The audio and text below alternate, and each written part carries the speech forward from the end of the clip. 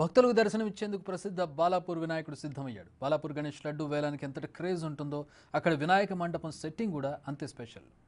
ఈసారి అయోధ్య బాలరాముడి ఆలయ థీమ్తో బాలాపూర్ వినాయక మండపం సెట్టింగ్ చేశారు.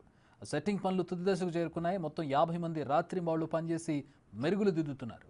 సీనియర్ డెకరేటర్ సుధాకర్ రెడ్డి ఆధ్వర్యంలో ఈ పనులు జరుగుతున్నాయి. గతేడాది బెజవాడ కనకదుర్గం ఆలయం సెట్టింగ్ చేశారు. ఈసారి వేసిన అయోధ్య బాలరాముడి ఆలయ థీమ్ భక్తులను ఆకట్టుకుంటుందని ఆయన అంటున్నారు. లడ్డూ వేలం కూడా కొత్త రికార్డులు తీసుకువెళ్తుందని చెబుతున్నారు. ఈ విధంగా సిట్టింగ్ ఇస్తామని అడిగారు. అయితే ఈసారి అయోధ్య సెటప్ వేద్దామని డిసైడ్ అయినా. అయోధ్య సెటప్ కోసం కొత్తగా 1.5 మంత్ నుంచి వర్క్ అవుతుంది. ఆల్మోస్ట్ ఈ రోజు క్లియర్ అయిపోతుంది. రేపటి నుంచి భక్తులకు అయోధ్య సెటప్ కనిపిస్తుంది.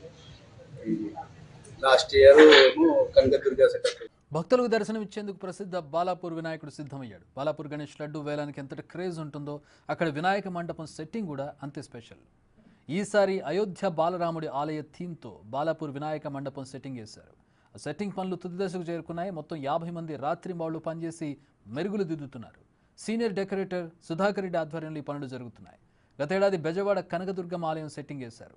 ఈసారి వేసిన అయోధ్య బాలరాముడి ఆలయ థీమ్ భక్తులను ఆకట్టుకుంటుందని ఆయన అంటున్నారు. లడ్డూ వేలం కూడా కొత్త రికార్డులు తీసుకువెళ్తుందని చెబుతున్నారు. ఈ విధంగా సిట్టింగ్ ఇస్తామని అడిగారు.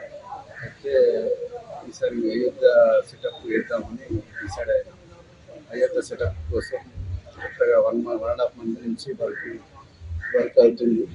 ఆల్మోస్ట్ ఈ రోజు క్లియర్ అయిపోతుంది.